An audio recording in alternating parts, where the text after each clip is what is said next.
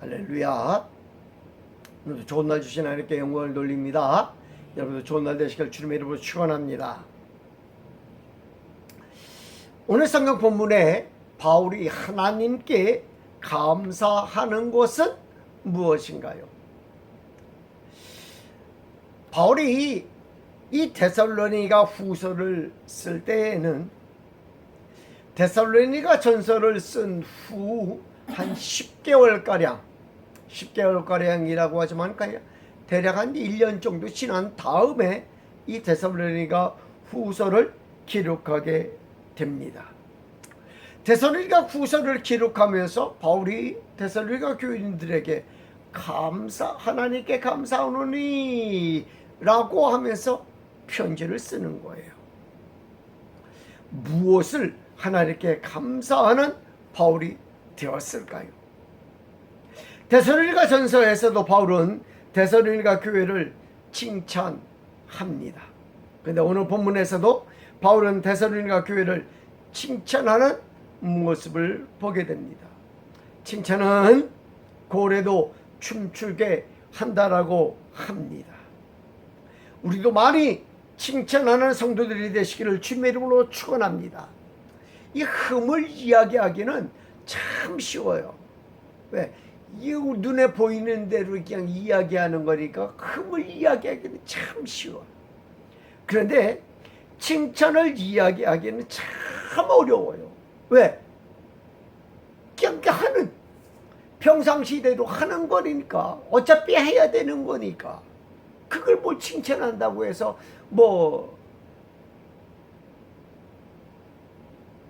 안 할 것도 아니고, 어차피 하는 건데 뭘 칭찬해서 뭐 하겠느냐라는 그런 의미가 더 아마 클 것 같아요. 그래서 이 칭찬보다는 이 책망하기가 더 쉽다라는 얘기를 하는 겁니다. 그러나 칭찬을 많이 해주기를 바랍니다.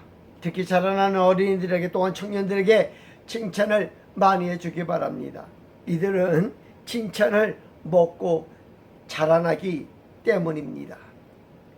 우리나라 사람들은 칭찬에 굉장히 인색한 편이라고 합니다.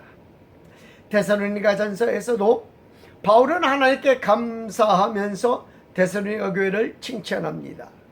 데살로니가서 1장 이하의 말씀을 보게 되면 우리가 너희 모두로 말미암아 항상 하나님께 감사하며 기도할 때에 너희를 기억하면 너희의 믿음의 역사와 사랑의 수고와 우리 주 예수 그리스도에 대한 소망의 인내를 우리 하나님 아버지 앞에서 끊임없이 기억함이니 하나님의 사랑하심을 받은 형제들아 너희를 택하심을 아노라. 이는 우리 복음이 너희로 말미암아 이런 것이 아니라 또한 능력과 성령과 큰 확신으로 된 것입니다. 우리가 너희 가운데서 너희를 위하여 어떤 사람이 된 것은 너희가 아는 바와 같으니라. 또 너희는 많은 환난 가운데서 성령의 기쁨으로 말씀을 받아 우리와 주를 본받는 자가 되었으니 그러므로 너희가 마게도냐와 아가야에 있는 모든 믿는 자의 본이 되었느니라. 데살로니가 교회의 모습 가운데 감사할 조건이 있었던 것입니다. 우리가 보통 보기에는 교회가 믿음 없는 교회가 어디 있겠어요?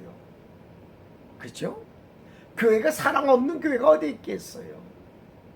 선택받지 않는 교회가 어디 있겠어요?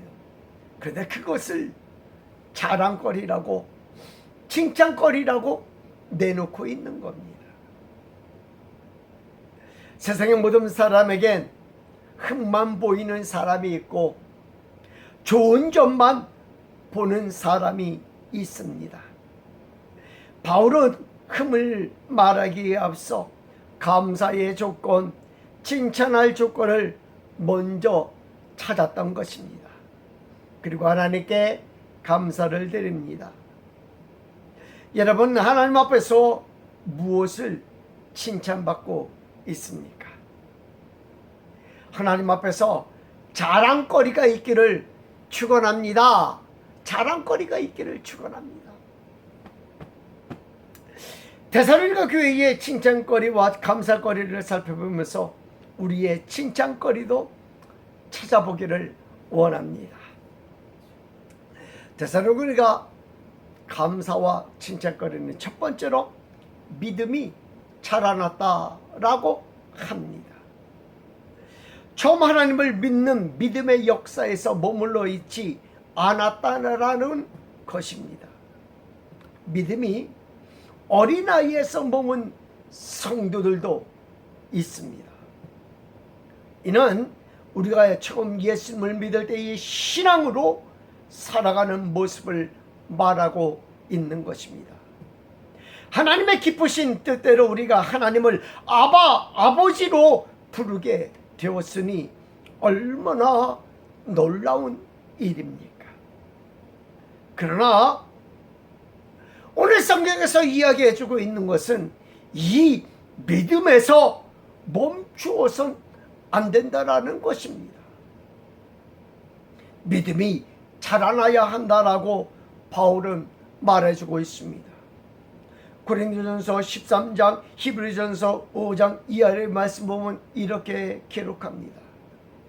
내가 어렸을 때에는 말하는 것이 어린아이와 같고 깨닫는 것이 어린아이와 같고 생각하는 것이 어린아이와 같다가 장성한 사람이 되어서는 어린아이의 일을 버렸노라. 때가 오래므로 너희가 마땅히 선생이 될 터인데 너희가 다시 하나님의 말씀에 초보가 무엇인지 누구에게 가르침을 받아야 할 것이니 젖이나 먹고 단단한 식물을 먹을 자가 되었도다. 대저 젖을 먹는 자마다 어린 아이니 의의 말씀을 경험하지 못한 자요. 단단한 식물은 장성한 자의 것이니 저희는 지각을 사용함으로 연단을 받아 선악을 분별하는 자들이니라. 믿음이 자라나는 것은 성령이 충만한 것과 같이 움직인다라는 생각을 해봅니다. 성령이 충만하지 아니하면 믿음이 자라나지 않기 때문입니다. 믿음이 자라나는 것에만 우리가 신경 쓰면 우리는 육적인 것을 강조하게 됩니다.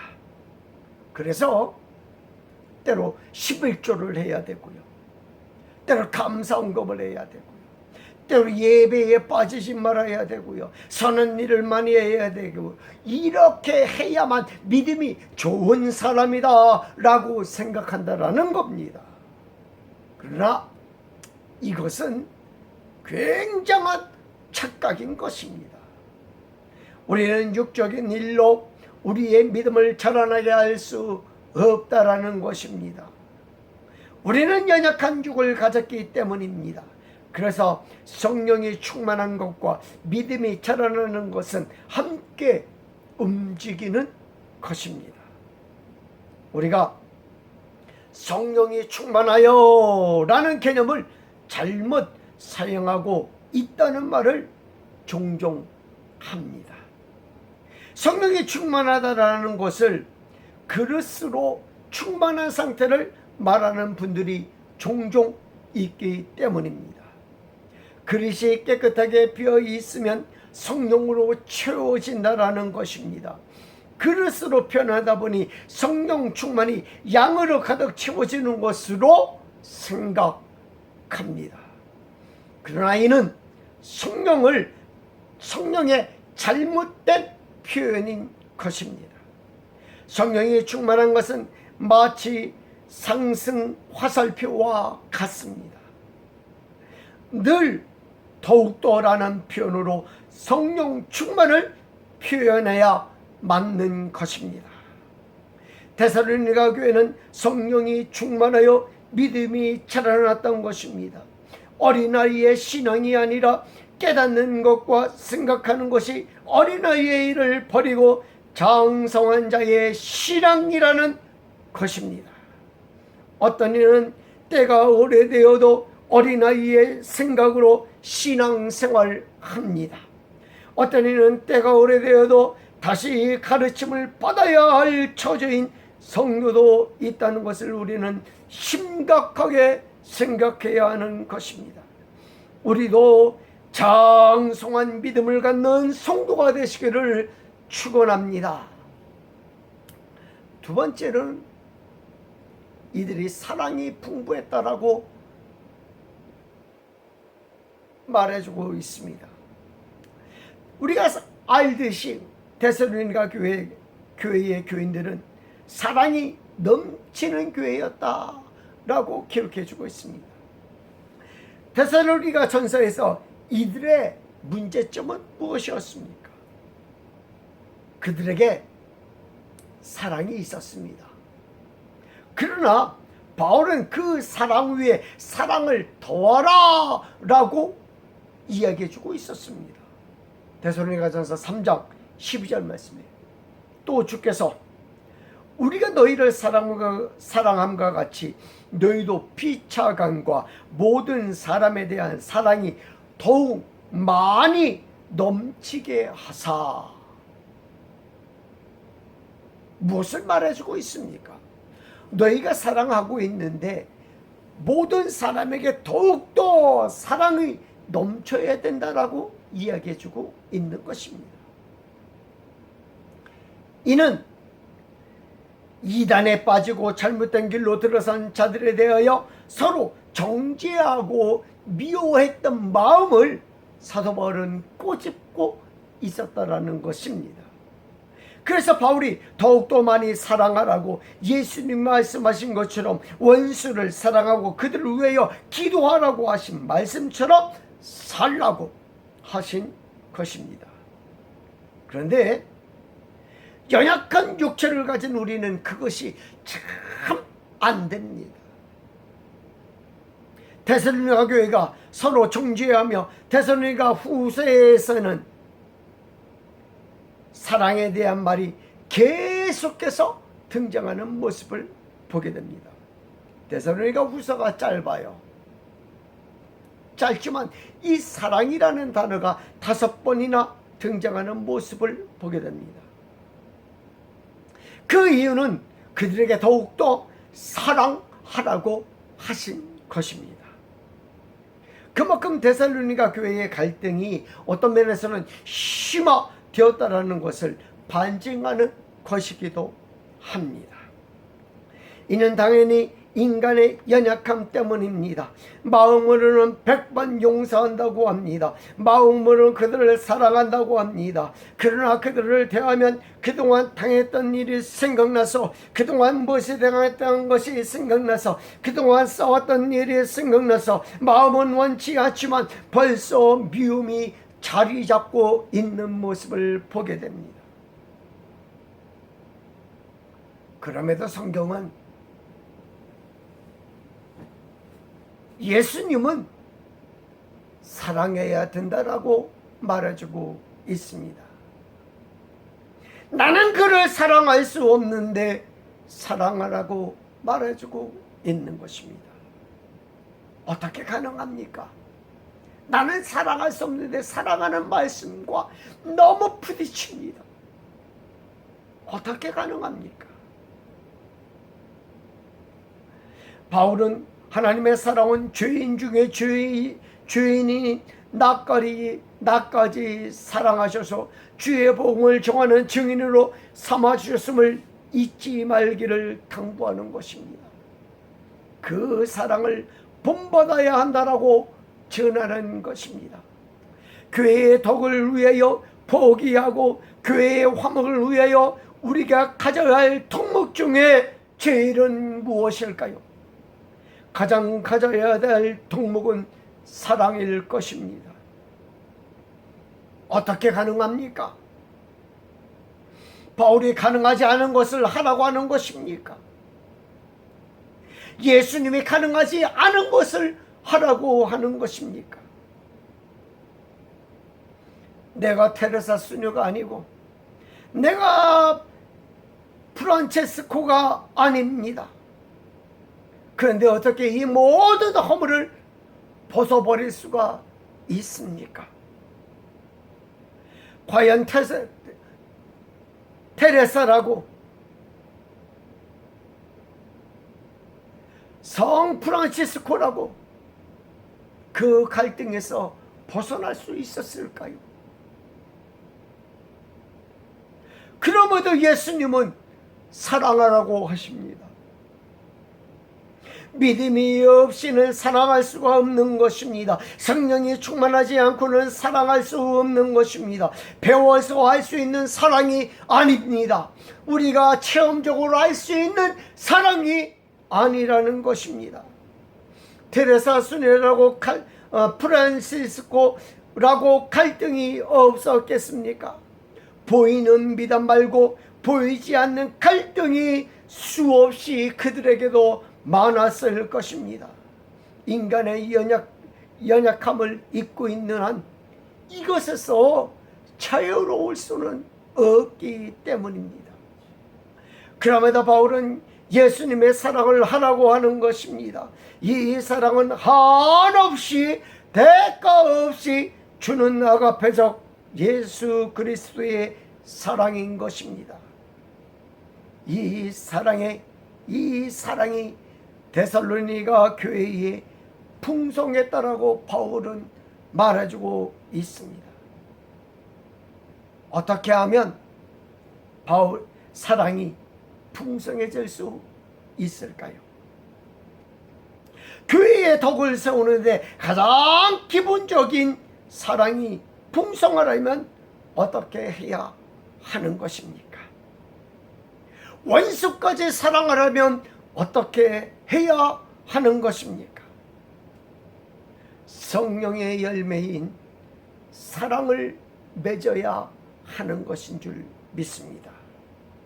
바울은 데살로니가 교회에 당부한 것을 지켰다고 보는 것입니다. 데살로니가전서 5장 16절 이하의 말씀이 항상 기뻐하라, 쉬지 말고 기도하라, 범사에 감사하라. 이것이 그리스도 예수 안에서 너희를 향하신 하나님의 뜻이니라.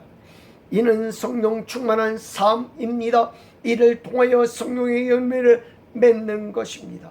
나의 열매를 맺어가는 자들이 아니라, 나의 공덕을 쌓아가는 열매가 아니라, 쌓으면 무너지는 열매가 아니라, 쌓으면 세워지고 열심히 싸우면 세워지는 그런 열매가 아니라 성령의 열매가 주렁주렁 맺히기를 소원합니다. 마지막으로 환난과 핍박 중에서 인내와 믿음이 있었다라는 것입니다. 그들의 핍박은 어떤 핍박입니까? 동족의 핍박이 있었습니다. 유대인들의 핍박이 있었습니다. 나라에서의 핍박이 있었습니다. 바울은 누구보다 핍박과 환난에 대하여 너무나도 잘 아는 바울이었습니다. 자신이 예루살렘에서의 핍박 그 중심에 있었기 때문입니다. 또한 동족의 핍박과 이방인들의 핍박에 대하여도 너무나 잘 알고 있었습니다. 그래서 감히 데살로니가의 교회에 있는 핍박을 보면서 그들의 믿음과 인내에 대하여 감사하는 것입니다. 바울이 당한 핍박을 잠시 살펴보면 이방 민족들의 핍박 때문에 도망다니고 옥에 갇히고 굶주리고 인내한 장면을 여러 군데에 소개하고 있습니다. 고린도후서 12장 32절 이하의 말씀 보면 다메섹에서 아레다 왕의 방백이 나를 잡으려고 다메섹 성을 지킬세. 내가 광주리를 타고 들창문으로 성벽을 내려가 그 손에서 벗어났노라. 또 감옥에도 여러 번 들어갔던 바울입니다. 대표적인 감옥이 빌립보 감옥입니다. 그러기에 핍박에 대해 너무나 잘 알고 있었습니다. 핍박과 환난이 어렵다라는 것을 너무나 잘 알고 있는 바울입니다. 고린도후서 11장 23절 이하에서는 자신이 어떠한 어려움에 처했는지 환난과 핍박을 받았는지 기록하고 있습니다. 죽을 고비를 여러 번 넘겼다고 고백하고 있습니다. 어디에 죽을 고비만 넘겼습니까? 동족으로부터의 고초를 당하기도 합니다. 강도와 이방인들에게도 위험을 당합니다. 그러나 이것을 바울의 훈장으로 여기지 않습니다. 오히려 연약함 가운데, 나약함 가운데 역사하신 하나님께 영광을 돌리고 나에게 주신 가시에 대하여 나 자신이 자만하지 않기 위한 하나님의 은혜임을 고백하고 있는 것입니다. 그러니 데살로니가 교회가 어려운 가운데 있음을 너무나 잘 아는 바울입니다.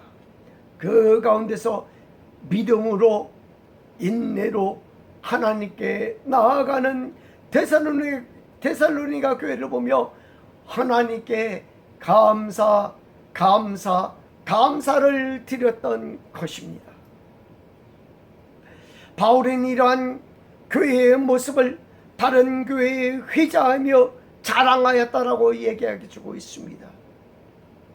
데살로니가 후서에서 바울은 감사한 내용 3가지를 들어가면서 너희의 자랑거리다 라고 이야기해주고 있습니다. 그런 반면에 우리는 하나님 앞에서의 자랑거리가 무엇입니까? 하나님 앞에서의 자랑거리는 무엇입니까? 사회에서 인정받는 것도 중요합니다. 그러나 하나님의 교회에서 인정받고 하나님 앞에서 자랑거리가 되는 귀한 성도들이 되시길 주님의 이름으로 축원합니다. 이 일이 하나님이 기뻐하시는 일인 줄 믿습니다. 기도하겠습니다.